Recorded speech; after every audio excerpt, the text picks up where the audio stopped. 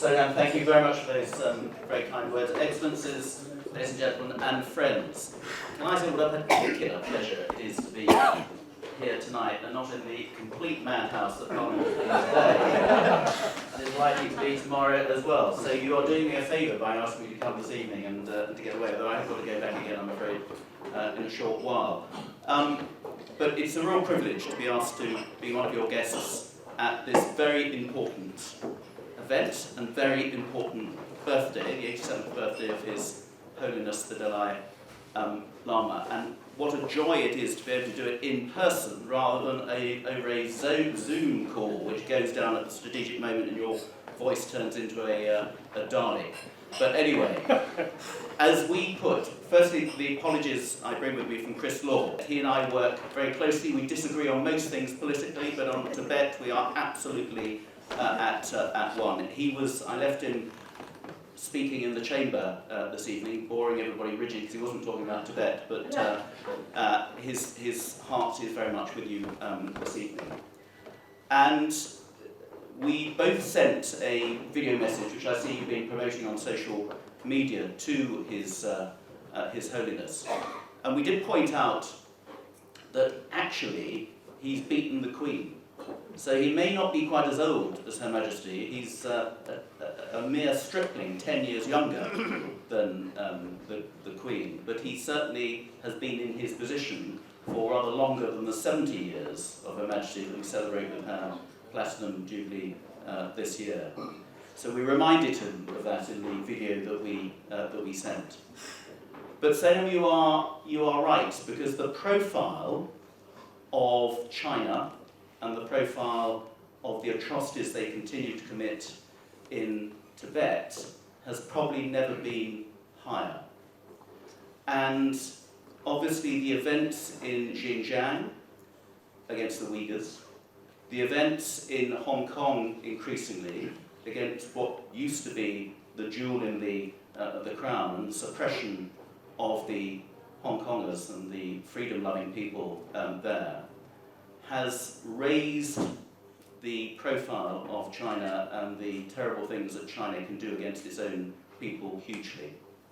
Now, for some of us who've been banging on about this for many, many years, particularly with regard to Tibet, it's great to have some people now flocking to that cause, albeit they're a bit Johnny-come-lately, but the more the merrier. Because what is going on in Xinjiang, what is increasingly going on against people in Hong Kong, is what has been going on against the peace-loving people of Tibet for more than 60 years now, both in Tibet itself and outside the borders of China, and the intimidation to Tibetan diaspora and their families around the world.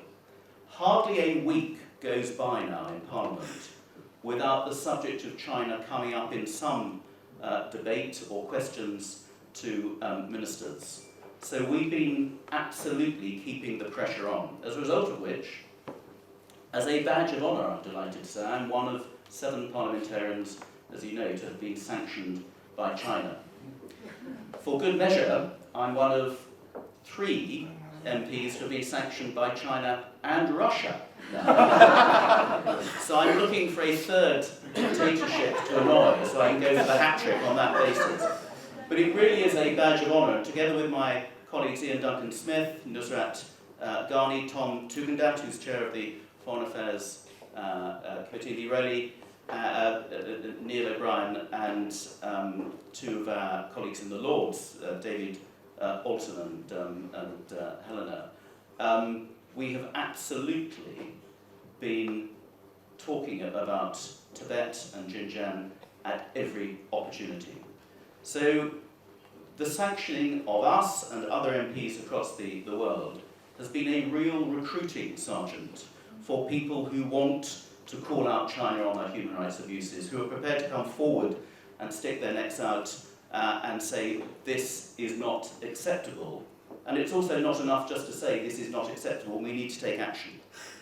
And so there are lots of pieces of legislation that have been going through and will be going through Parliament where there is a China angle.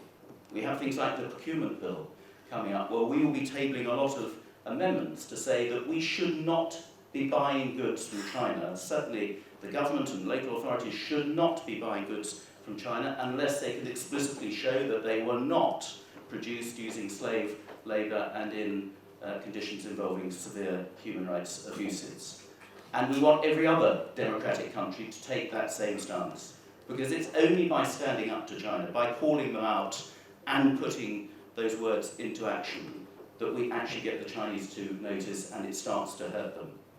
And it hurt them when we were able, in our parliament and in the European Parliament and many other European capitals and in the States, to get a diplomatic boycott of the Beijing Games.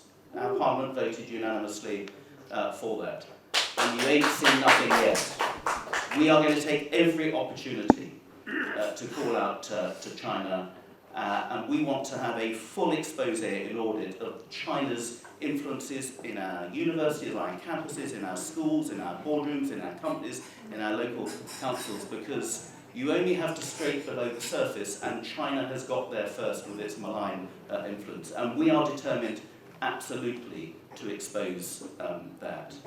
So there's a lot going on in Parliament, I'm glad to say, and we will make sure that China regrets what it's been doing, and certainly regrets having sanctioned people like me from just doing our job and speaking up against abuses wherever we see them in the world.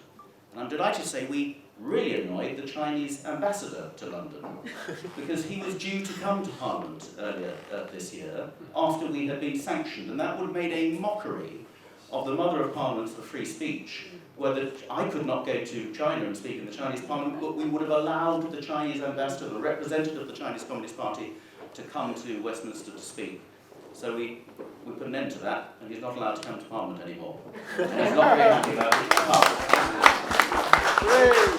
So we have been putting our words into action at every opportunity. Not only do we talk about what goes on in Xinjiang and in Hong Kong, but I'm always the one to be relied on to talk, and Chris, about Tibet and say, well, that's great, but this has been going on in Tibet for rather a longer time.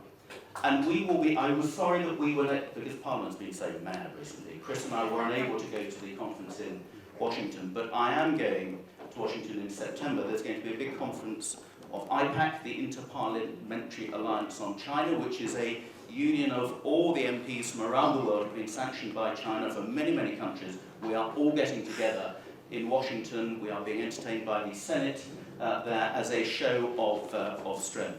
So as I said earlier, China's actions have brought them very much more on the radar and in focus, and the target of concerted action by democratic, freedom-loving countries around the world. So, of course, we must do more. But we've done quite a bit this year, and we're going to continue doing it until we get some results out of China. And we've also been liaising quite closely with our friends in Taiwan. Again, what's going on in the Ukraine, I think, will be very important for what China thinks it might then be able to get away with Taiwan as well, which is why it is so important that tyranny and oppression and violence is not seen to succeed in the Ukraine at the hands of the Russians, and similarly, it must not spur China on to continue its atrocities against Taiwan and other freedom-loving nations. So, thank you very much for inviting me. Thank you very much for getting me out of Westminster. Thank you very much for the glass of wine, which we certainly need a few of it. What's going on. But can I, on behalf of the All-Party Parliamentary Group for Tibet, which has the support and buy-in of all the political parties in Westminster, which is why it's so important, send our warmest greetings to all of you, to Sonam, to all your colleagues who do such a great job in this country, and I look forward to taking you around Parliament tomorrow to show you how it works as well. But can I leave you by saying it's a great privilege to be here to celebrate the 87th anniversary of His Holiness the Dalai Lama, and I very much look forward to going to see him again in Dar es Salaam. We were there just before the pandemic the last time. But there will be many, many more birthdays, because when we were last there, and we were talking about, well, what happens after you, Your Holiness? And he said, oh, it's fine, I'm going to live to at least 100, so there's lots of time, you don't need to worry about that. And he will continue to be a beacon of hope and freedom and peacefulness and just a wonderful human being. And so it's a great thing that we are here to celebrate his 87th birthday today. Happy birthday, Your Holiness.